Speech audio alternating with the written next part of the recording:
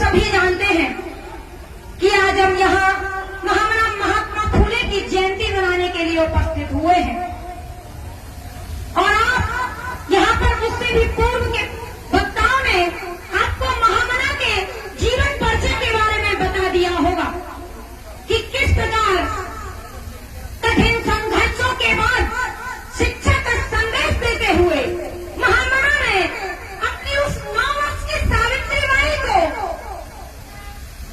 सिर्फ घर की दहलीज को ही पार नहीं करवाया। जिस समय महिलाओं को घर की दहलीज पार करना पाप माना जाता था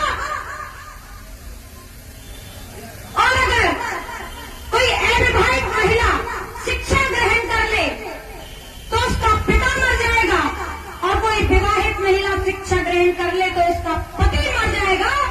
ऐसी व्यवस्थाएं चली आ रही थी।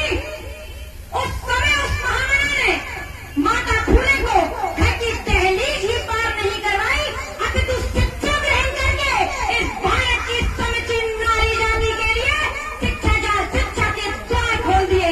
ऐसे थे महामना महात्मा ज्योतिबा फूले। महामानव का जीवन इतना विस्तारित है कि अगर आपको बताने लगूं तो कईयों दिन महीने साल कम पड़ जाएंगे। इसलिए संक्षेप में बताते हुए महामना और माता सावित्रीबाई फुले के संघर्षों का आज परिणाम हमारे सामने है कि हर महिला शिक्षित है। कहते हैं कि एक सावित्री चली गई, करोड़ों सावित्री बना गई। कोई पीएम बनी, कोई सीएम बनी, किसी को पीएम बना गई।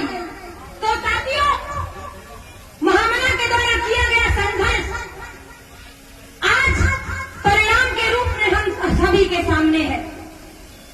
लेकिन खेद है, दुख है, विडंबना है, वेदना है कि आज आप सभी यहाँ बैठे हैं। हमारा किसी से भी किसी प्रकार का कोई व्यक्तिगत बैर नहीं है, क्योंकि हमारे महापुरुषों ने हमें जाति पाति से ऊपर उठकर सोचना सिखाया। हमारे महापुरुषों ने हमें मानवता सिखाई। हमारे महापुरुषों ने सभी का सम्मान करना सिखाया। लोग मुझसे कहते हैं कि मैं ब्राह्मण विरोधी हूँ, लेकिन नहीं, क्योंकि जिस समय हमारा मसीहा हमारे लिए संघर्ष कर रहा था, उस समय उनकी मदद करने वाले, शिक्षा के लिए भी उनका प्रसार करवाने वालों में भी ब्राह्मण थे। उनके मित्र ब्राह्मण थे। इसलिए मैं उनको कहती हूँ जो मुझे ब्राह्मण विरोधी कहते हैं कि मैं ब्राह्मण विरोधी नहीं हूँ। मैं विरोधी हूँ उस व्यवस्था की जो हमें ऊंच नीच मानती थी। हमारे महापुरुष किसी जाति के विरोधी नहीं थे। हमारे महापुरुष किसी धर्म के विरोधी नहीं थे। हमारे महापुरुष विरोधी थे उस समय कायम पाखंड, अंधविश्वास, भेदभाव के विरोधी थे। इसलिए आज भी मैं विरोधी हूँ, पाखंड की विरोधी हूँ, अंधविश्वास की विरोधी हूँ, ऊंच नीच की विरोधी हूँ, असमानता की विरोधी हूँ, जाति पाति की विरोधी हूँ, भेदभाव की विरोधी हूँ। तो होता है कि फूले मूवी बनने जा रही थी जिसमें हमारे ऊपर हुए शोषण को उसमें दिखाया जा रहा था कि इन लोगों द्वारा महात्मा फूले को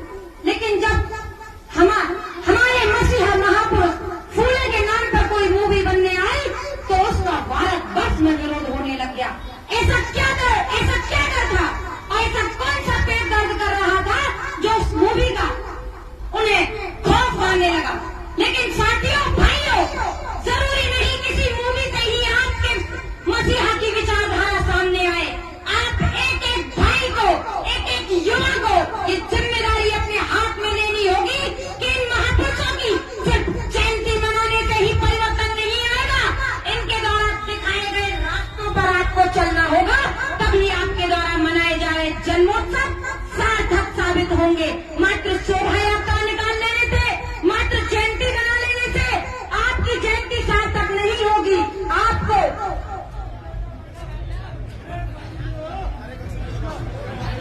आवश्यकता है अपने महापुरुषों की विचारधारा पर चलने की। इसलिए मैं आप सभी से यह निवेदन कर रही हूँ कि अगर आप वास्तविक रूप से अपने महापुरुषों को सच्ची श्रद्धांजलि देना चाहते हैं तो उनके द्वारा दिखाए गए मार्ग पर चलिए, उनके द्वारा दिखाई गई विचारधारा पर चलिए। जिस दिन आप उनके द्वारा दिखाई गई विचारधारा पर चलेंगे उस दिन परिवर्तन स्वतः ही आपको देखने को मिलेगा। तो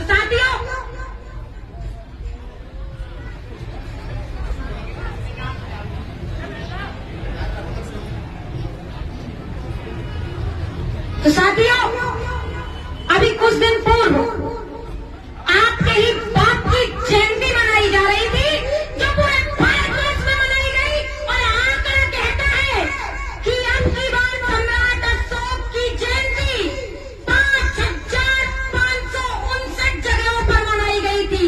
ये आपकी ताकत का नतीजा था, क्योंकि सोशल मीडिया पर आपने आह्वान किया था समाज को कि हमारे सम्राट अशोक की जयंती मनाई जाए।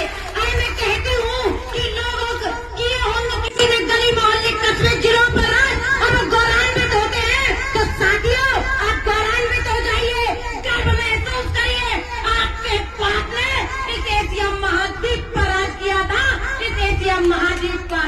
ऐसे बाप की औलादे हैं आप, ऐसा बाप जिसने इस खंड खंड विखंडित भारत को अखंड करने का काम किया। आपने सुना होगा कि भारत को विश्व गुरु कहा जाता है। क्या कोई जानता है कि भारत को विश्व गुरु क्यों कहा जाता है? कोई जानता है? जानता है कोई? कोई तो जवाब दो कि भारत को विश्व गुरु क्यों कहा जाता है। मैं बताती हूँ कि आज से 304 ईसा पूर्व जब भारत खंड खंड में विखंडित था, तो हमारे दादा सम्राट अशोक ने इस खंड खंड भारत को अखंड करके इस भारत में 23 विश्वविद्यालयों का गठन किया था, जिसमें तक्षशिला और नालंदा जैसे विश्वविद्यालय थे, जहाँ से देश विदेश से लोग भारत दीक्षा लेने आते थे, देश विदेश से लोग भारत शिक्षा ग्रहण करने आते थे। इसलिए कहा जाता था भारत को विश्व गुरु, क्योंकि विश्व, अगर कोई इस विश्व का गुरु था उस समय तो भारत हुआ करता था, क्योंकि देश विदेश से लोग भारत शिक्षा ग्रहण करने लोग आया करते थे। और आज क्या है? आज यही से लोग शिक्षा ग्रहण करने बाहर जा रहे हैं। तो साथियों, ये बताने का उद्देश्य मेरा सिर्फ इतना है कि आप गौरवान्वित होइए कि आपके बाप के शासनकाल में ये देश विश्व गुरु हुआ करता था, विश्व गुरु। और पुनः ये देश विश्व गुरु जब बनेगा साथियों, इनसे प्रेरणा लेकर के, अपने महापुरुषों से प्रेरणा लेकर के दिल्ली की छाती पर जाना है और सत्ता मौर्य वंश की बेकायम करनी है। उस दिन ये खंड खंड भारत पुनः अखंड हो जाएगा, फिर बनेगा भारत विश्व गुरु।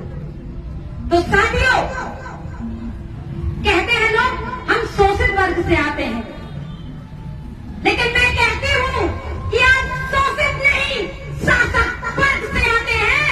क्योंकि कहा गया हो, अगर इस भारत के अंदर ही क्या, पूरे एशिया महाद्वीप के अंदर अगर किसी को सम्राट कहा गया तो आपके बाप, आपके दादा सम्राट अशोक को कहा गया।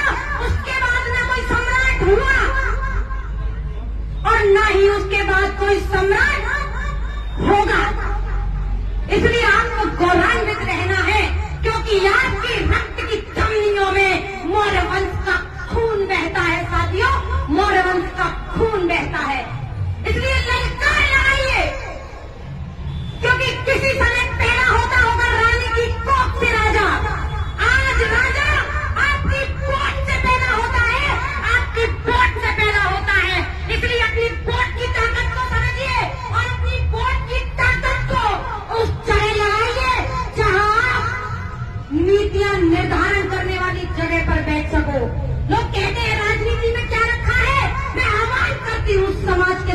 सभाओं का कि आइए राजनीति में जोरों शोरों से आइए, कंधे से कंधा मिलाकर अपने भाइयों का सहयोग करिए और राजनीति में बड़ा चढ़ा करके उन्हें हिस्सेदारी दिलाने का काम करिए। क्योंकि जब आप राजनीति में सशक्त होंगे, राजनीति में सशक्त होंगे तो विधानसभा और संसद में बैठने का काम करेंगे, और जब विधानसभा और संसद में बैठने का काम करेंगे तो वहां से नीतियां निर्धारित होंगी।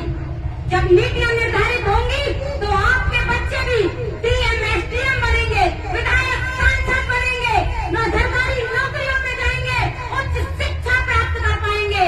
इसलिए साथियों, हर बंद ताले की चाबी जहां से खुलती है वो राजनीति है। वो दौड़ गया कि एक समय कहा जाता था कि राजनीति दलदल है। मैं आज कहती हूँ कि राजनीति के लिए मुखर हो जाइए, क्योंकि राजनीति ही हर बंद ताले की चाबी है।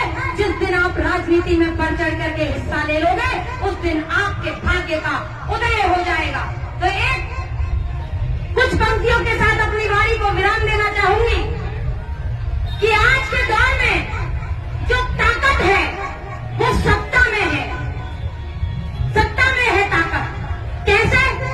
एक उदाहरण के साथ बताना चाहूंगी, फिर अपनी बात को विराम दूंगी कि आपने नोटबंदी तो सुनी होगी, सुनिए नोटबंदी।